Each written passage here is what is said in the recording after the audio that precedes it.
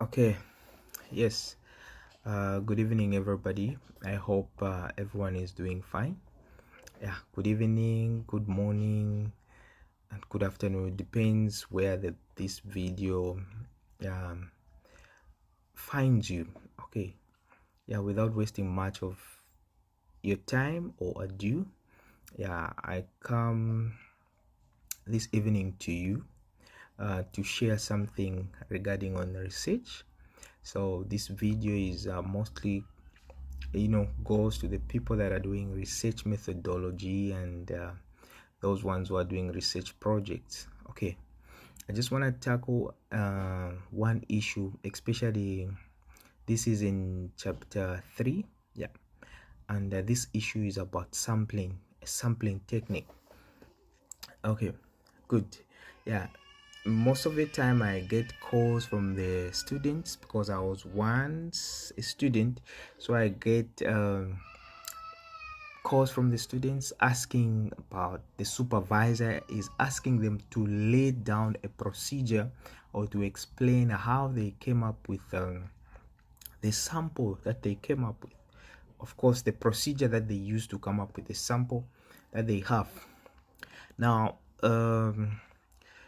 to start with, I would start by giving a general definition of what a sample is.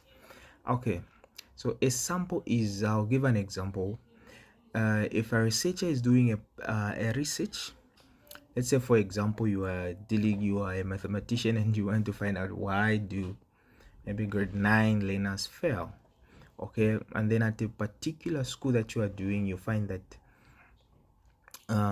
they are the total population of the grade 9, maybe it's 400. Okay, but you have to come up with a sample that you are going to use in that research. Okay, because you cannot generalize the whole population. Okay, as a researcher you cannot get that, so that is done to limit time and to save resources. Okay, so that is what sampling is. Okay, but even under sampling, what you have to know is that under sampling there are two categories of sampling. If your lecturer asks you, then you state there are two categories of sampling. There's what we call probability sampling and non-probability sampling. Now, with probability sampling, it's suitable for the people that are doing quantitative research, okay, or mixed methodology, as we can call it. And non-probability is good for the people that are doing qualitative research. Okay, so without wasting much of your time, I would just like to talk about this probability sampling. What is it? So probability sampling technique is a sampling technique in which researchers choose samples from a large population using a method based on the theory of probability. Okay, now this is where you choose numbers. Like I said, you have a 400 as a total population of learners which you want to find out why they fail mathematics, but thereafter you need to take a sample means you can take a quarter of the students, of the learners, or half of the students. Okay, it depends. Okay, that's how it is. Okay, so there are different under this probability sampling, there are different techniques that you can use. Today I'm just going to talk about one because of time. Okay, good. Now the first one which I want to talk about is what we call simple random sampling. Okay, simple random what sampling. Okay, if you are doing a research and you are in a final year, you are struggling on which sampling procedure or technique that you want to use, I advise that you go for simple random sampling, because this one is it is very simple and straightforward.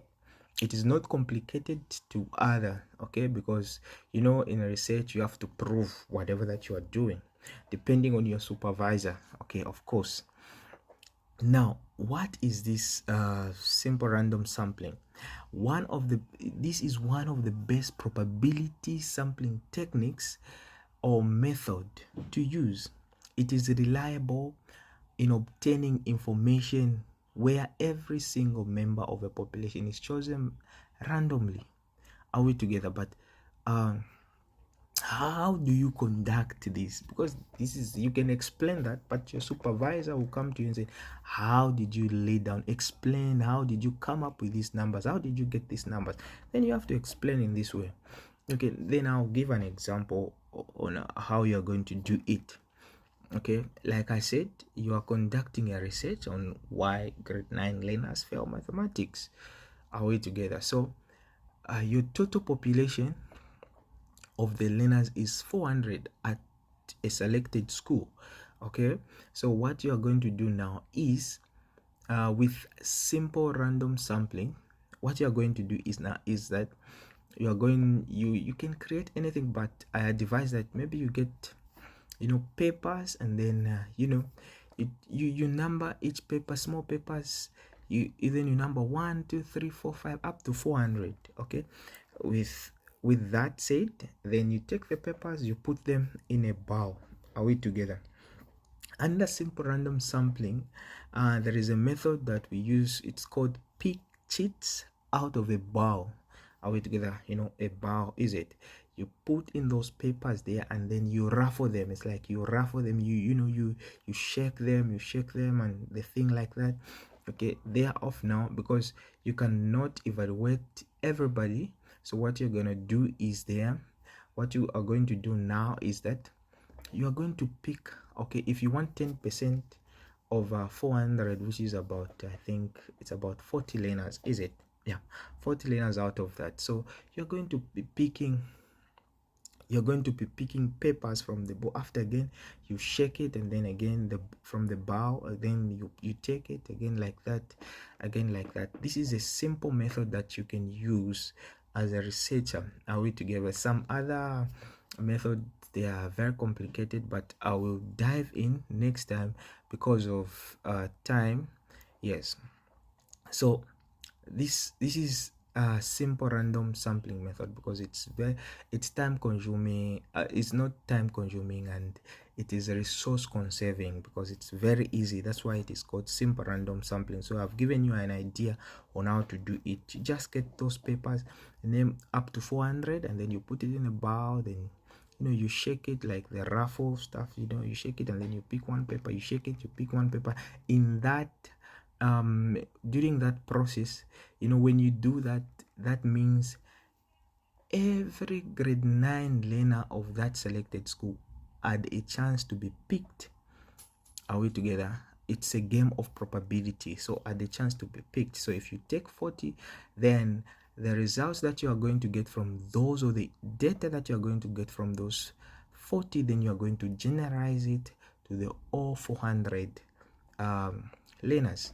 So if you are struggling, please come and listen to my video and follow what I've said, and you can explain that to your lecturer.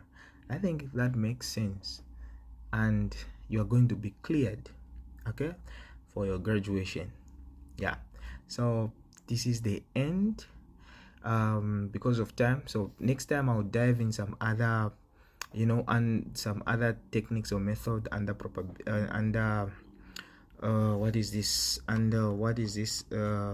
probability sampling. Okay, are we together? Like cluster sampling, systematic sampling, stratified sampling, random sampling. Okay, so what you're going to do for me is just to like this and comment. Also, follow my page. Yeah, and I'll follow you. So thank you very much, and have a good evening. Wonderful.